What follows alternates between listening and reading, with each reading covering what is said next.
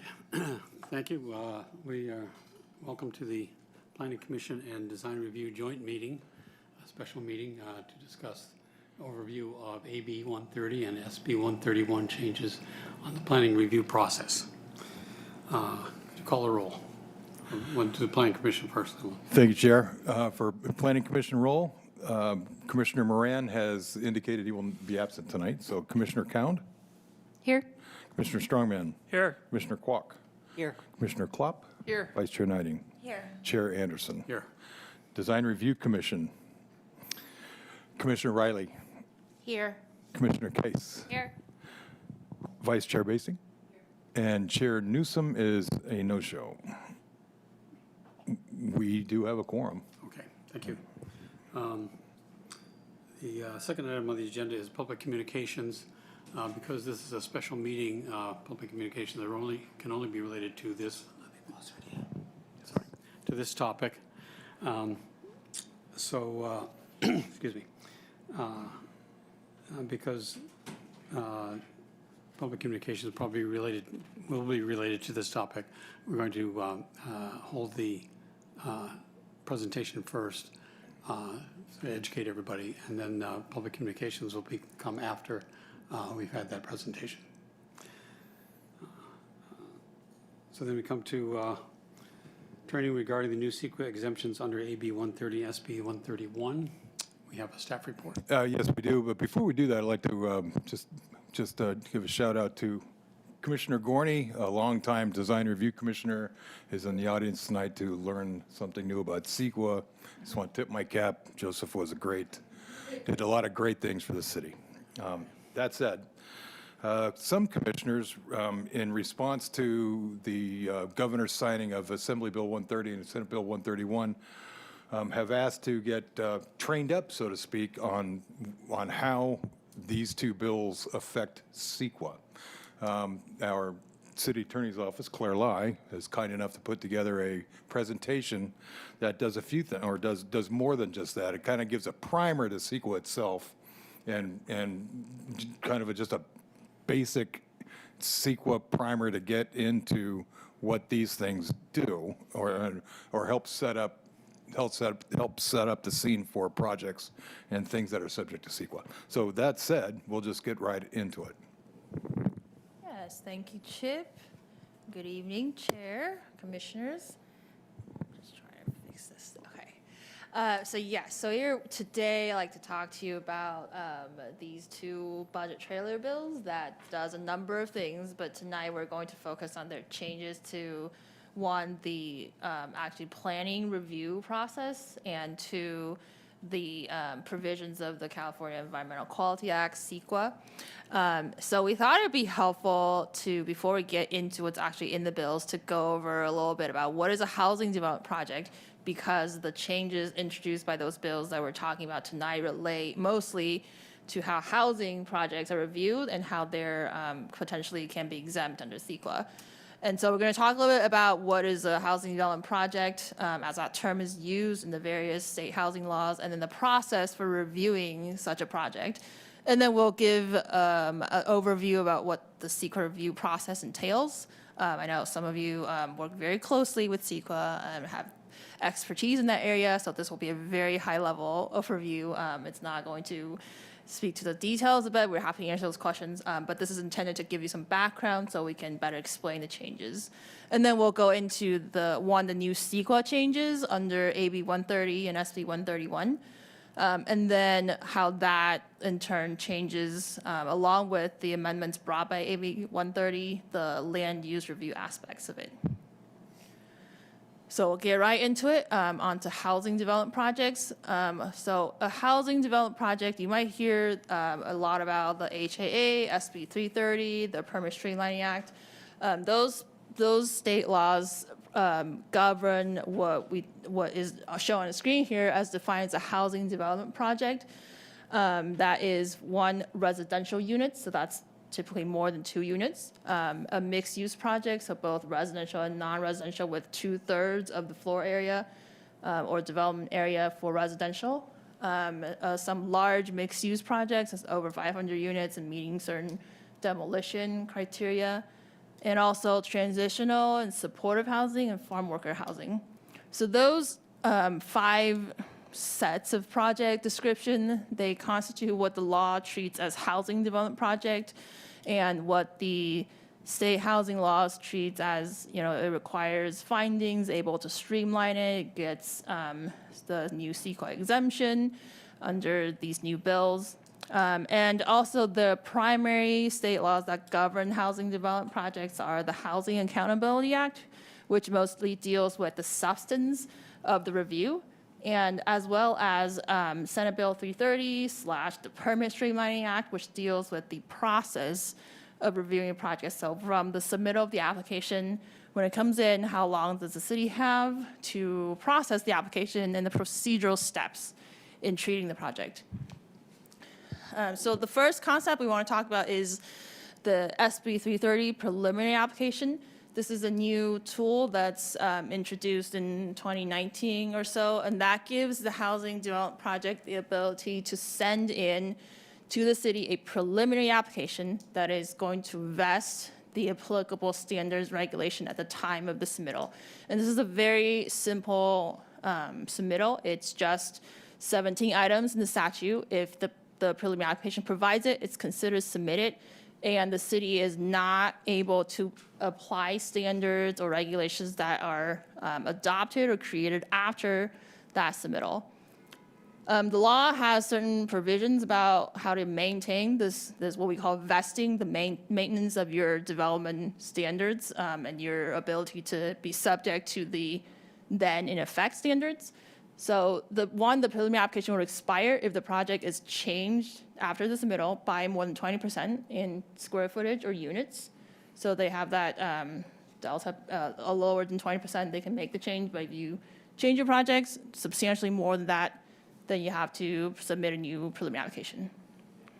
And again, the purpose of this submittal is to freeze the zoning, development, subdivision, design standards that are in effect at the time of submittal. There's some minor exceptions like a fee adjustment or like a CEQA mitigation measure, as we'll talk about later.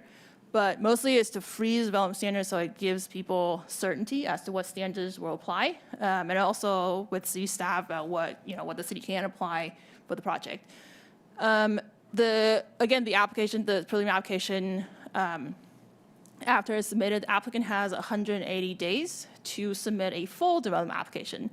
So what that means is that the city of Walnut Creek has, like other cities, a planning application checklist, and it says, if you want to get design review, want to apply for CUP, want to apply for some other entitlement, you got to submit these documents. So the applicant has to provide that based on the checklist and within 6 months from their preliminary application submittal to maintain that vesting, and so they don't have to start over.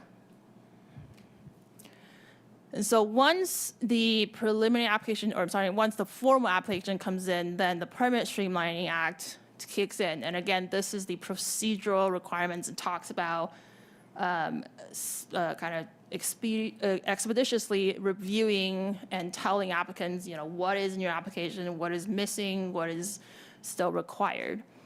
So once the application comes in, the city has 30 days to decide if it's complete.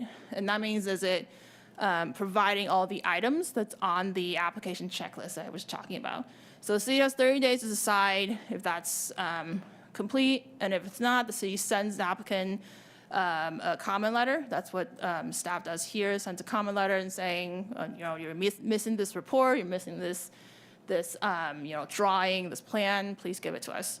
And then the applicant has 30 days to bring that information back. Or they typically bring it back within 30 days, but that cycle kind of just resets every time they resubmit, and we inform them if it's complete until the application is actually complete with all the things that are on the checklist. And the important thing to know from this is that if the city misses that 30-day timeline, the application is deemed to be complete, so the city is legally not able to ask the applicant for the additional information. So it's very important to keep in mind that timeline as the city reviews the application.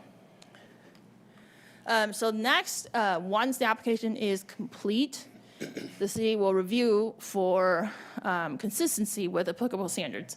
So here comes the Housing Accountability Act, and it has a requirement about when the city has to tell the applicant if the project is consistent with applicable standards.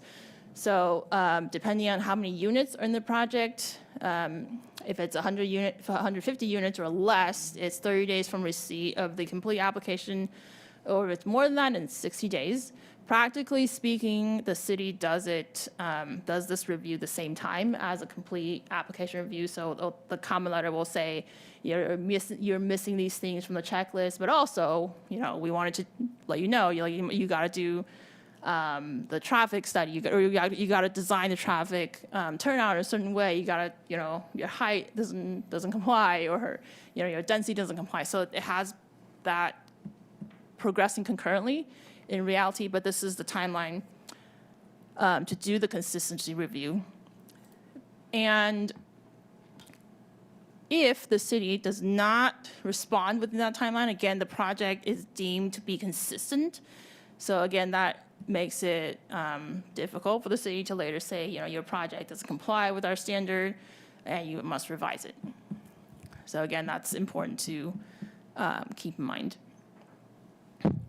And then finally, at the time of the decision, the city, if the project complies with what we refer to as objective standards, and that is, as many of you are familiar, the city has gone through an extensive process of adopting objective design standards, and that's standards that do not require any personal judgment. It doesn't require discretion. It's basically somebody can come and decide, compare it to a benchmark that everybody knows and is published, and you can say, for example, like height, that's an objective standard. It's comparable against a number, and so it doesn't require any discretion on the behalf of the person making the decision.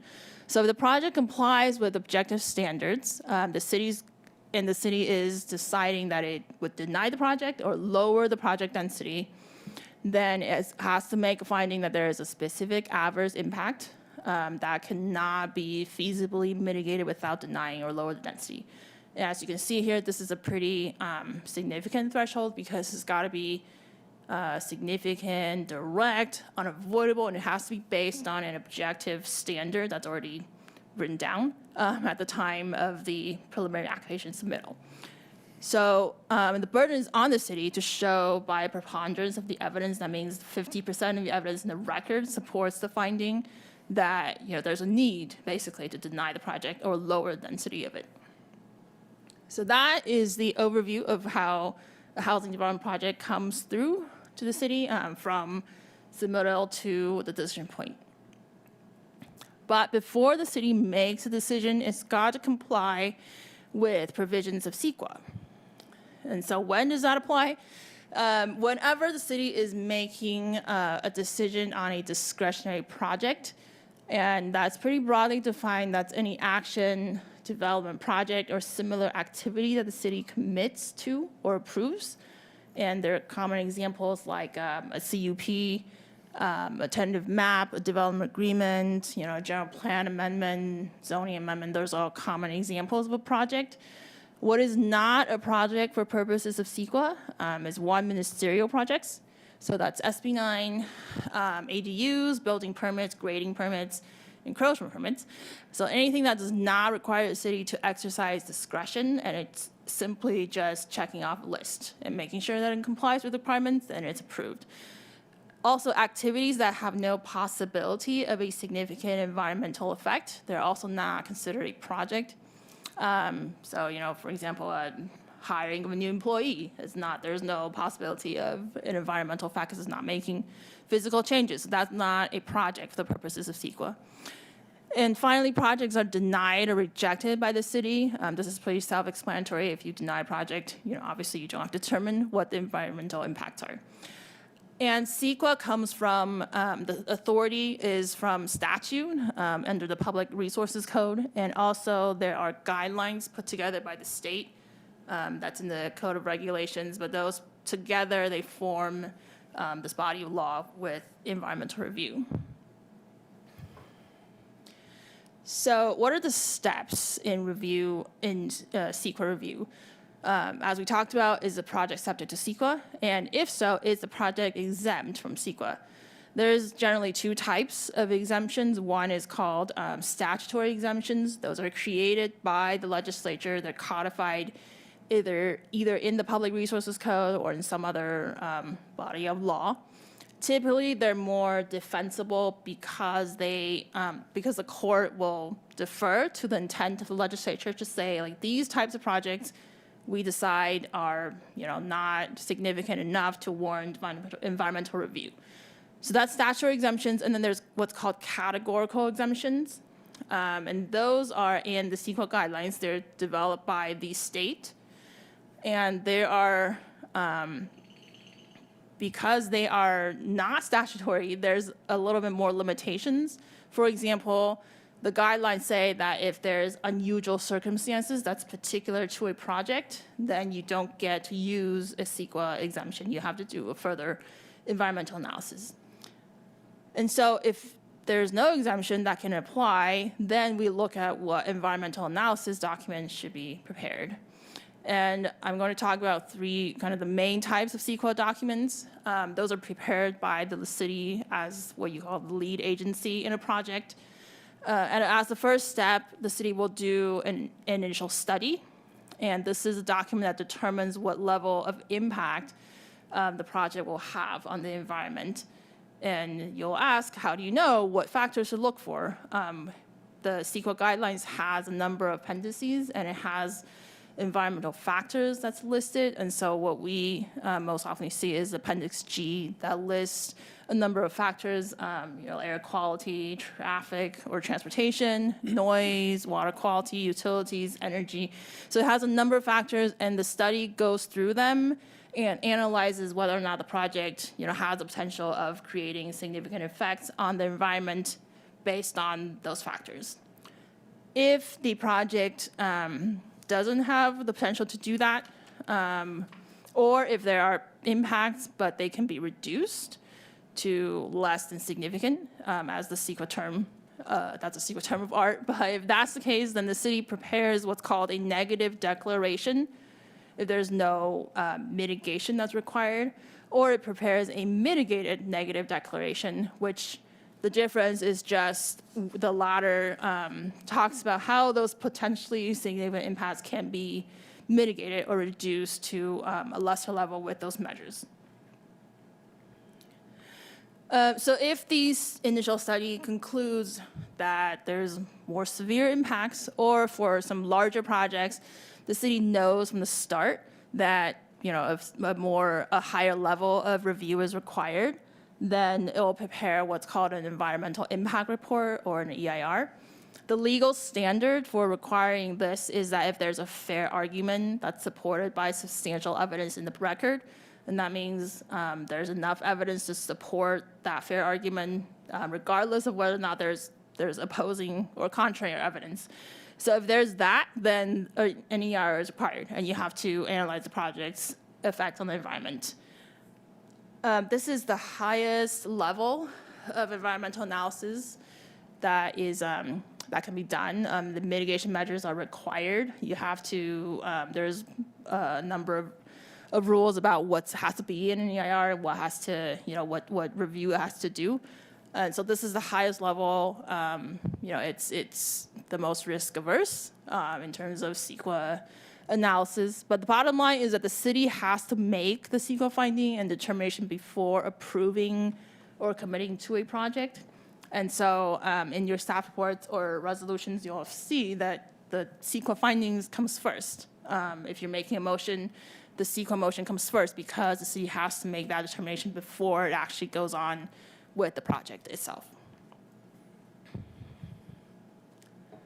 So turning back, tying these two together, CEQA has some impact on when the city is required to approve or deny a project.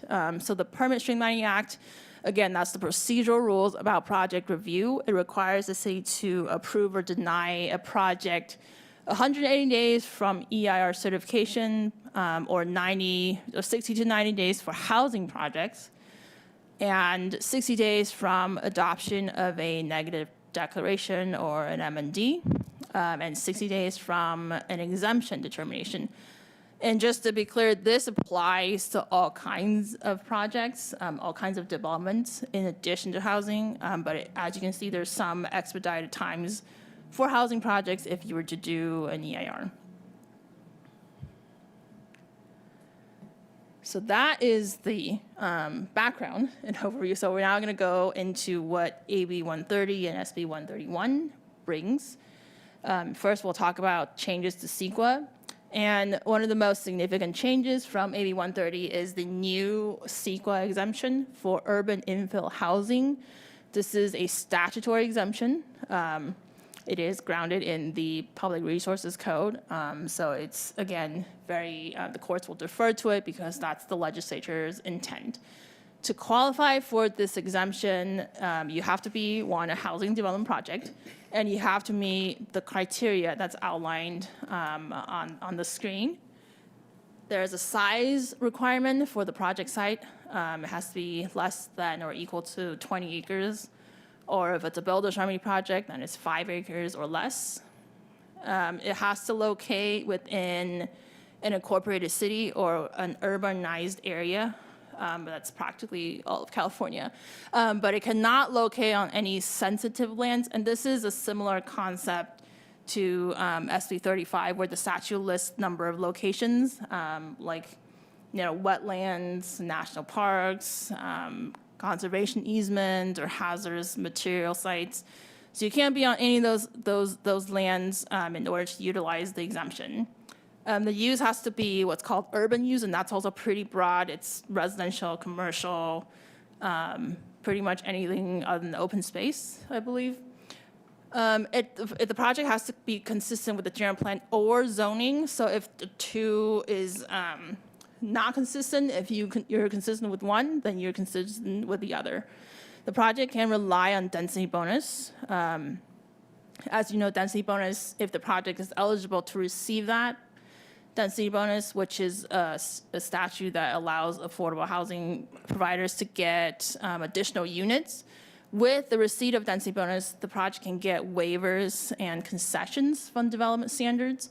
So the project is able to receive a density bonus and uses a waiver to override a city standards. They're still considered consistent with the general plan or zoning.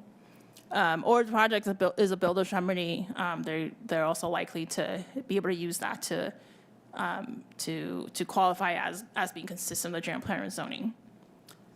The project also has to provide the statutory density, which is at least 50% of the minimum density under housing element law, and that for Walnut Creek is 30 dwelling units per acre. So practically, a project would have to provide 15 dwelling units per acre in order to qualify. And then a project has to avoid demolishing historic structures on historic registers, and they cannot include uses as a hotel. If the project, basically after this year, you cannot include a hotel use in order to qualify. So what happens if the project qualifies for the exemption because they meet those criteria? One, the city has to conduct tribal consultation. There's a set of rules about what that means. Basically, it has to be meaningful consultation. There has to be engagement with the tribes, meaningful conversation for a specific period of time. And if the tribe and the city result in agreement about certain mitigation measures or how certain activities have to be carried out, those things have to be included as conditions of approval for the project. And on the developer side, there has to be a phase 1 environmental site assessment done. And this is basically a study to kind of see if there is hazardous material or site conditions. It's a little bit less than or more focused than what a CEQA analysis would do, but it's basically looking at site conditions similar to what you would do before you buy a property. So that has to be done, and that can likely be a condition of approval on the project because it just says that they have to complete it, but it doesn't say when. So, but they have to do it. Or if the project is within 500 feet of a freeway, there has to be some design elements incorporated. So like, I think they can't have a balcony that faces the freeway. They have to have some like height and design elements incorporated. And then finally, if the project is 100% affordable or it's over 85 feet, there's some prevailing wages and union labor standards that have to be met.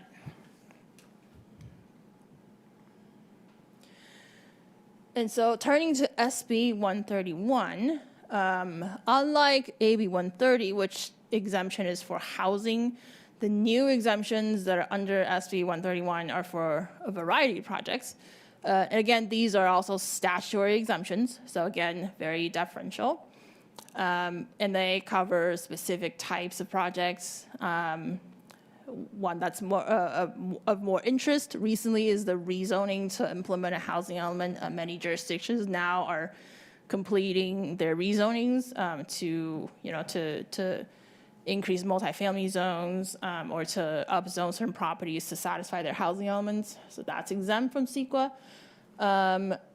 We've had other cities where projects are ongoing with childcare, preschools that utilize this exemption for childcare infrastructure, and also public parks and recreational trails is another one. And then I'm going to shift back to AB 130 because the bill also creates this other CEQA tool. It's not an exemption, but it's more of a streamlined review because it provides that if a project almost qualifies for an exemption, it gets to go through a reduced CEQA level review. So this is referred to as the single condition or the near miss provision.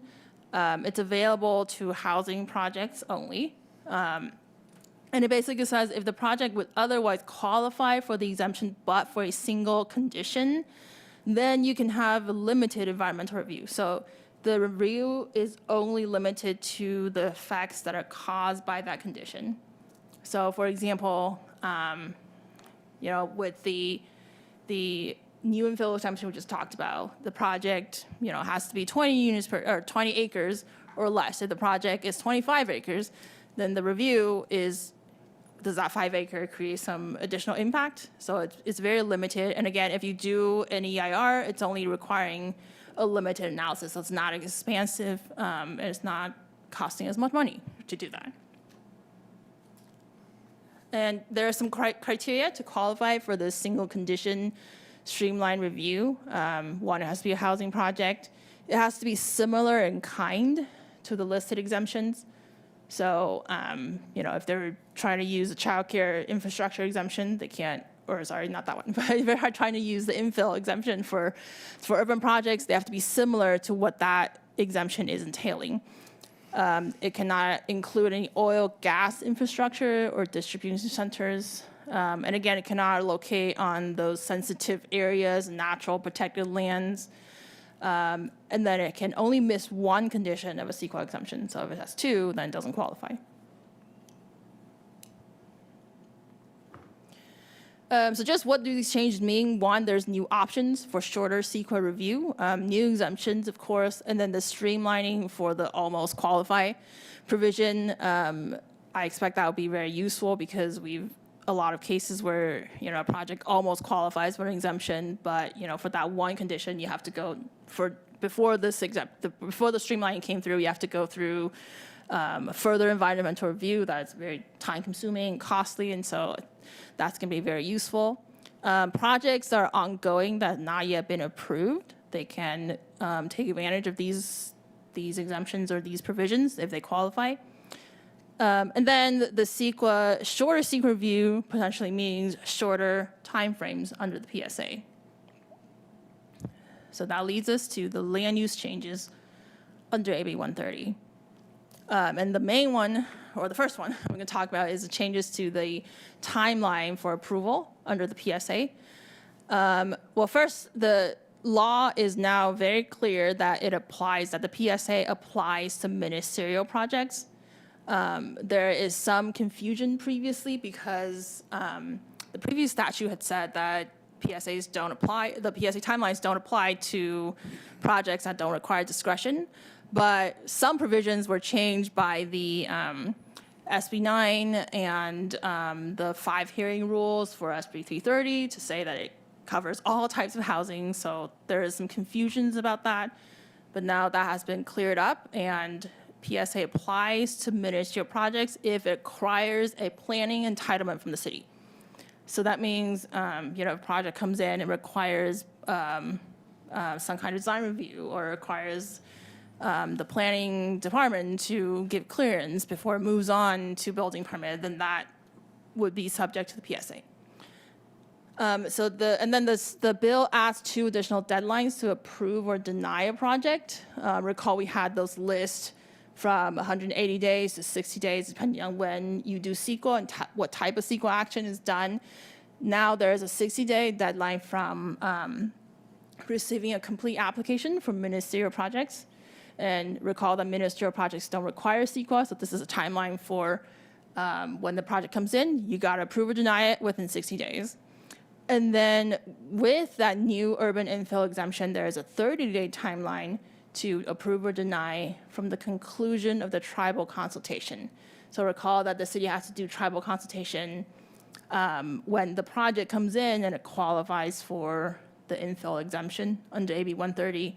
From the conclusion of the consultation, you have 30 days to approve or deny it. And then just to note that the Permit Streamlining Act still doesn't apply if there's no planning entitlement, meaning it just goes straight to a building permit, or it's, just requires grading permit, encroachment permit, demolition permits. Those still don't apply. So just continuing on about the tribal consultation approval requirement, this is not super clear in the statute because it's a bit vague about when the timelines stop and start, or what happens if you need additional information from the applicant. First off, if the project applicant notifies the city that it is eligible for this infill exemption under AB 130, the city has to request the consultation within 14 days from the notification. The tribe has 60 days to request consultation. And if they do request it, then that consultation has to finish within at most 60 days, because you're first given 45 days and you could extend it to an extra 15 days. So it's a total of 60 days at most. So what happens is that after that conclusion, you have 30 days to approve or deny the project. So that means it's a lot shorter time frame for the city. And it's not clear if, what does it mean when an applicant notifies the city? What do they have to provide for the city to say, or are you eligible for the exemption? And what if they notify the city and the city says, oh, we don't think you're eligible for the exemption. We think you need to provide X, and you didn't provide it. So it's not clear what that means. I think the statute is very linear in thinking about, the project just comes one step after the other. Doesn't really factor in what happens if there's clarity that's needed from the applicant or additional information. And then the second set of change, also to the Permit Streamlining Act, is that the timelines in that law apply only if it's equal to or shorter than the timelines in other law. So for example, the ADU statutes say that you have to approve or deny within 60 days from complete application. So, or the SB 9 says the same thing. So you have to comply with those timelines instead of, a longer timeline under the PSA, if that's the case. And then another potentially significant change is that the new bill removes what we call a developer notice for projects that would be deemed approved. So if the city does not comply with the decision-making timelines in the PSA, the project is automatically considered to be approved by operation of law. But previously, that remedy only kicks in if the developer gives notice. So it has to first post a public notice to the city that, you're failing to comply with the PSA, and then the city gets an opportunity to hold a hearing on the project. But now that provision has been removed, and so if the city, fails to comply with those timelines we just talked about, the project can be deemed approved by operation of law without that extra layer and extra time for the city to respond to it. So then now it becomes more important that the city does not miss those timeframes. And just the final implications about what these all mean: shorter time processing approval timelines for ministerial projects, for residential projects, some non-residential projects. And the deemed approved remedy applies without additional notice. So it's very important that the city tracks these timelines very closely to avoid lapsing and avoid being late. And again, we should not forget that additional deadlines may apply or additional limits, such as the 5-hearing rule under SB 330. So it's important to kind of pay attention to how those laws also interact. I'll say that Walnut Creek is, very advanced in this regard. It has taken a lot of steps to adopt objective standards, to streamline and to kind of arrange the level of review required for different types of projects. So the city's on good grounds to, kind of expedite things and streamline things in response to these changes. But these are still the consideration in the planning review process. And so that is my presentation. And if you have any questions, I'm happy to answer them. Okay. Let me, before we get into questions from the commissioners, I'd like to open up the public communications so that other people can make comments before we get into the discussion among the commissioners. So if there are members of the public who would like to comment, normally I would ask you to fill out a speaker slip, but I don't believe we have any here. So if you would, or could they go to the podium? Hi.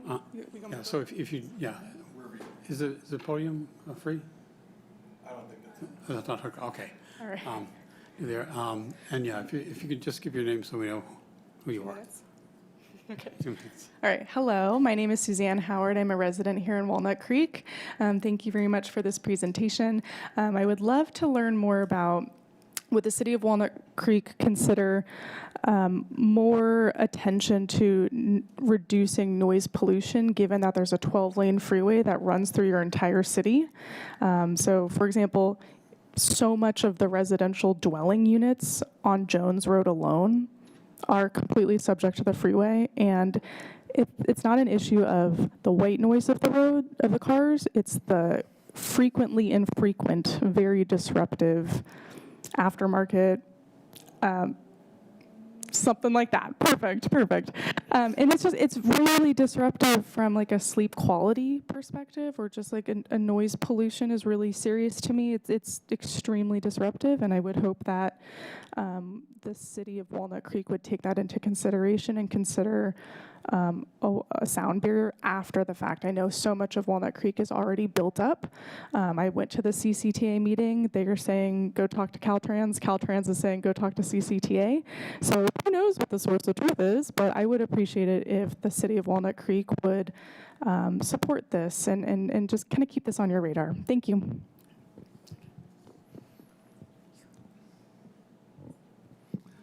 Is there anyone else in the public who would like to speak? No? Okay, very good. Bring it back to the commission then, and if people have additional questions, there will be a quiz later, so if you missed anything, or comments on the presentation. Commissioner Strongman. Thank you for the presentation, and would you explain the tribes? Which tribes are we contacting and why? This is news to me. Well, I can give a first answer, and then maybe Chip can elaborate. So there's requirements about tribes that are culturally, traditionally affiliated with the region. And so there is a list, I believe, the city maintains, and Chip can talk about more about that. So I was expecting this to come up, but the previous practice was to, in response to AB 52, which was from 2015-ish, which would require us to do more than just send a project to the Sonoma State NAHCA, Native American Heritage Commission, yeah, which is what we used to do, and then they would distribute the plans, and if there was any interest, we would get a email or a phone call or a letter. AB 52 required us to go actually to the tribes and send these projects out, and if they requested a consultation, then we would have to negotiate that consultation. There are 15 tribes that the city of Walnut that has, I don't know, jurisdiction probably is not the right word, but can request consultation within the city of Walnut Creek. And we have a list, and we keep in touch. There's certain requirements on how to and how not to conduct business with the tribes. What's confusing in this one is that the law says that staff must provide or carry out consultation with the tribes. And I think the intent was to inquire with the tribes and see if they would like to request a consultation. Do you see any merit in that? Because we don't request consultation with tribe, they request consultation with the city. So it's unclear to me in that law and how that works. But in any case, we have to reach out to all 15 tribes. Follow-up question, how many have actually requested consultation in recent projects? One recent project, we had consultations, a video consultation, Zoom, with 2 tribes. And what project was that? That would be the Mitchell Townhomes.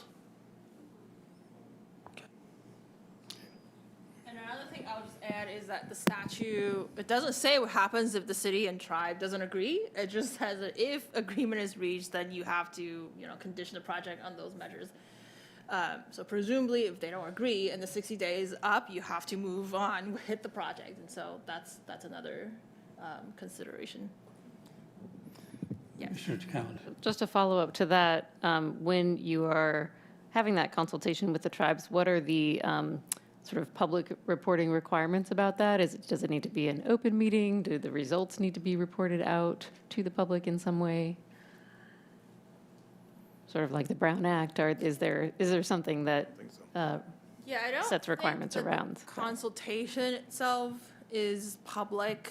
The city, of course, if it concludes and then there's measures to follow up from that, that's of course public because you have to condition that for the project or you make it a mitigation measure.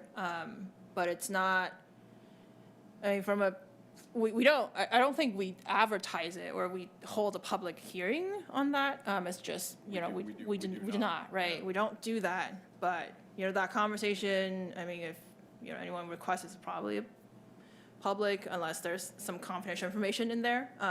But generally it's the results that's made public. So who do the results go to? Like where, at what part in the process are those results seen? So Claire mentioned Appendix G. That's the checklist that's generally used to determine or to take a look, a precursory look to see if there might be any potentially significant impacts. One of those categories are cultural, or is in regards to cultural issues, and some of them are program or operational, and the other ones are construction. And the tribes are really interested in construction. So if there is grading on the project, you will automatically check potentially significant. And if there is, and then you go through the process, and you can determine on whether or not, based on history and what the tribes know, that there may be, or there isn't potential to find some cultural artifacts, during a grading exercise. What they would typically do then is become a mitigation measure, which has really become a standard mitigation measure. It's almost a condition of approval if you have a project that doesn't have a CEQA document, an MND, say it's an exemption. So typically the answer to your question is it would be a mitigation measure in an MND or an EIR to bring that potentially significant down to not significant. Vice Chair. Would it be helpful if I gave you an example? So in the South Bay, Tamian Nation is very prevalent. And so what they require, instead of just saying, if you find something, notify, the applicant or the developer has to pay the tribe every single day to be there during the entirety of the construction. Or, which is a lot of money, or they have to pay honor to certain elements which have meaning. So then there's a, maybe a crest or something that's put in honor of something that comes about. But Chip is right. The thing that I've seen is to pay to be present during grading all ground disturbing operations. So you're talking about like the site needs to be paved at that point, and then the payment to the tribes stop. Like that's typically what I've seen. And I would add that those items are part of a negotiation. Yeah.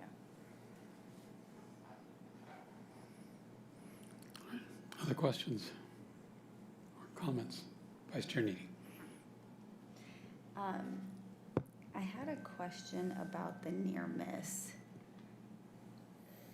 Well, actually, the first question is, it says rely on density bonus. So I know we have to do 50%. So you know how density bonus now has like a double, where you can do 50%, where you can actually double the entire density because there's that provision. You need Probably closer. closer. Is it closer? Yeah, don't be afraid. I feel like it was making noises. I forget what provision it is. It's all the way at the bottom of 65915 or whatever, density bonus is.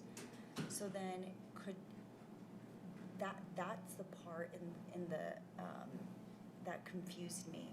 So someone could not meet the land use density, but then use the bonus units and density units to get to the 50% of the applicable minimum density?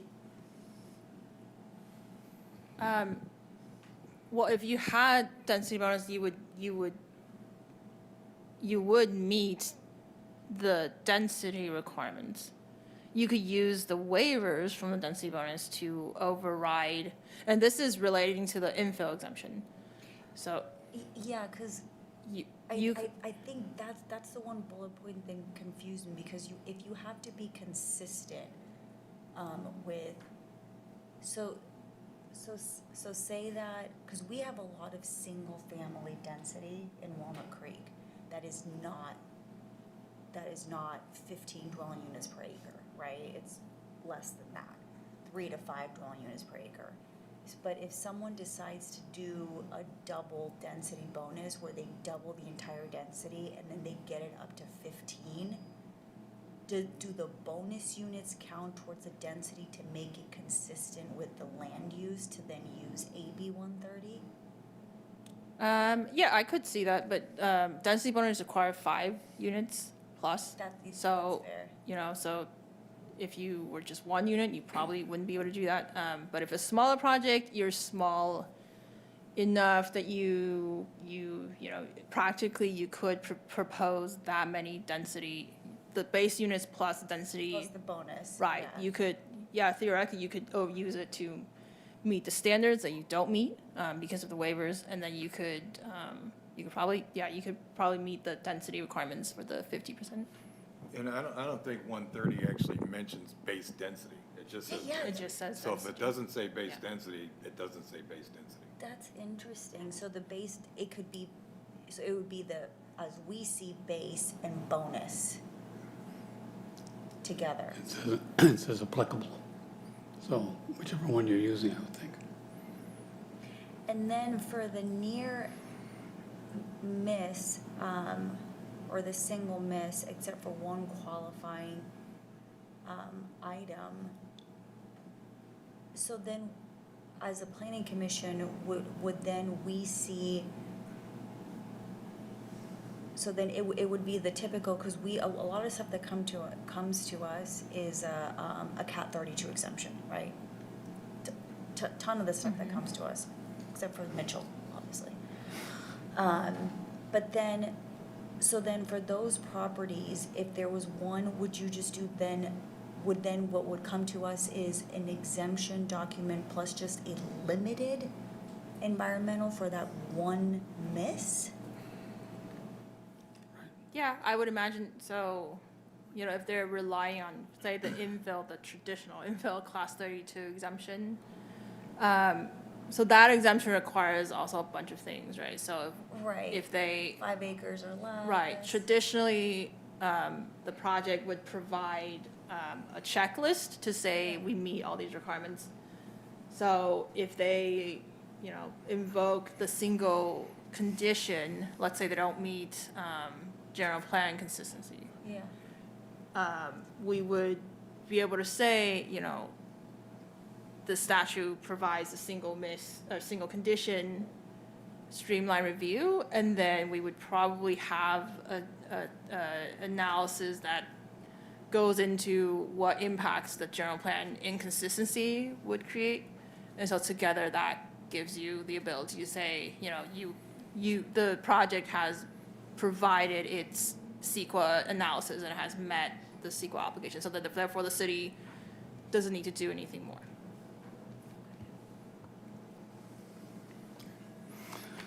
Other questions, comments? If not, thank you very much for a very detailed presentation. You may get texts or calls later in the week when we actually think about it. And I think that close that item. And then the next item is commission member and staff reports or announcements. Any from either commission? If not, I'll move on to the next item, which is adjournment. And therefore, we're adjourned. So thank you all very much. Thank you.